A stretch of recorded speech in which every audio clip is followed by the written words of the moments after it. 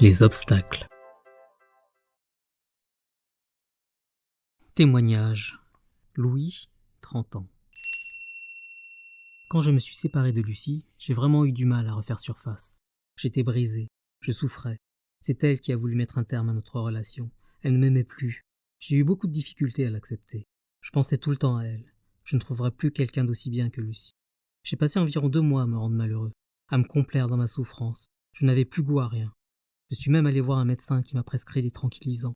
Je me suis senti un peu mieux, mais rien n'était réglé. J'aimais toujours Lucie, et je ne parvenais pas à admettre notre séparation. J'espérais qu'elle reviendrait sur sa décision, qu'elle me téléphonerait un jour pour me le dire, et que nous ferions à nouveau une tentative. Mais les jours passaient et Lucie n'appelait pas. 2 de mes amis veillaient sur moi et m'obligeaient à sortir. Ils m'invitaient chez eux ou au restaurant. Ils organisaient des week-ends en Normandie et essayaient de me changer les idées. Je faisais des efforts, mais la douleur était toujours présente. Je me disais qu'elle disparaîtrait peut-être avec le temps. Seulement, il fallait que j'arrête de l'entretenir. Je pense que je faisais une sorte de dépression. J'étais profondément triste et je dormais très mal. Progressivement, j'ai réalisé que j'étais surtout blessé dans mon amour-propre, ce qui n'était en fait pas très grave. Cela m'a même soulagé de prendre conscience que mon ego était meurtri. Je me suis senti un peu ridicule de me faire du mal pour une question d'orgueil. Je commençais en fait à aller mieux. Je reprenais confiance. Je me disais qu'une nouvelle relation était toujours possible. Après tout, j'étais jeune. J'ai compris que je devais accepter la séparation. C'était idiot de croire que Lucie reviendrait vers moi. Elle ne le ferait pas. Je me suis dit plusieurs fois par jour, lorsque je sentais que je repensais à Lucie, c'est fini, accepte. Cela fait son effet, car au bout d'une semaine, je me suis senti enfin apaisé. Cette épreuve m'a beaucoup appris sur le rôle destructeur de l'ego. J'entretenais une blessure narcissique au lieu d'accepter la fin de notre relation. Cela m'a éclairé sur mon propre fonctionnement.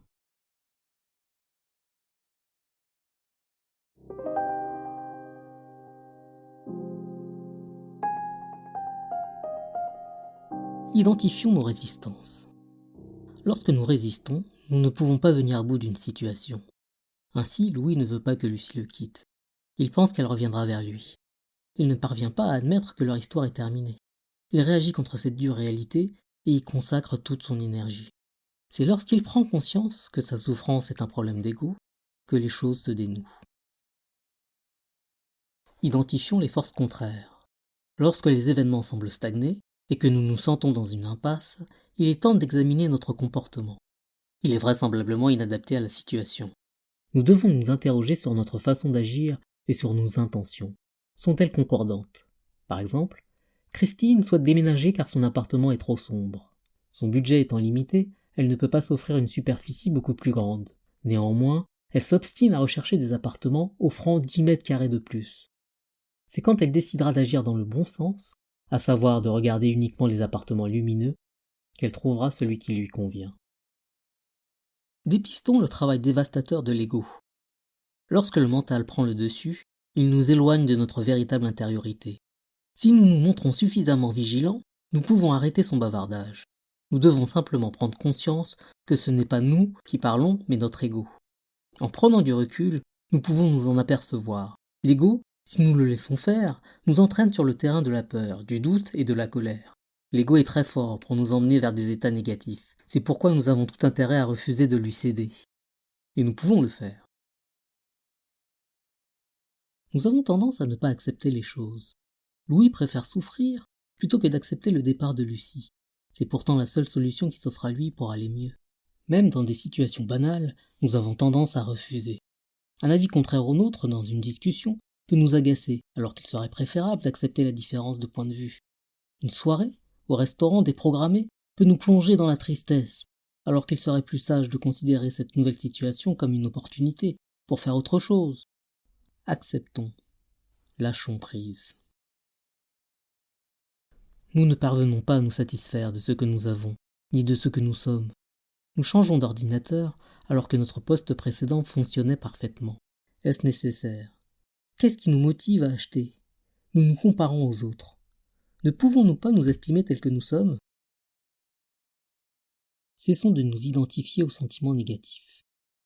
Les désordres intérieurs ont souvent lieu parce que nous nous identifions à une émotion ou à une croyance.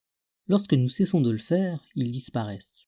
Par exemple, un ami a oublié de nous fêter notre anniversaire. C'est le drame. Nous estimons qu'il ne fait plus attention à nous. Pourtant, nous savons qu'il n'est pas attaché à ces dates. Mais nous préférons ruminer. Plus nous y pensons, et plus nous nous faisons du mal. Il faut que nous comprenions que nous nous rendons malades en donnant raison à notre discours intérieur. Nous devons prendre de la distance et observer cette pensée nocive qui nous ronge. Est-elle exacte? Non. D'où vient-elle? Qui parle? C'est notre ego. Alors arrêtons de lui donner raison.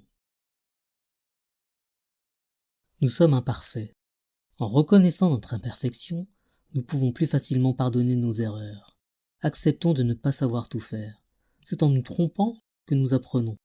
Nous pouvons surmonter tous les obstacles à notre rythme, en fonction de nos connaissances. Nous apprenons.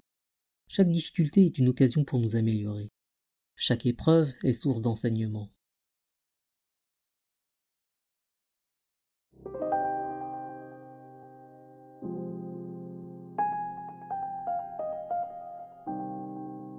À retenir.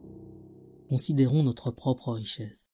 Nous pouvons changer notre façon de voir afin de nous libérer de nos vieux réflexes bien encombrants. Regardons tout ce que nous possédons au lieu de penser à ce qui nous manque. Acceptons les autres.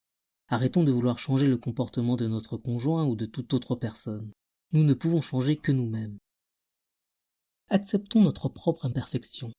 Nous ne sommes pas parfaits. Reconnaissons-le au lieu d'essayer de modifier notre propre nature. Arrêtons de vouloir ressembler à telle personne que nous admirons. Soyons bien avec nous-mêmes et faisons les choses du mieux que nous pouvons, en reconnaissant nos limites.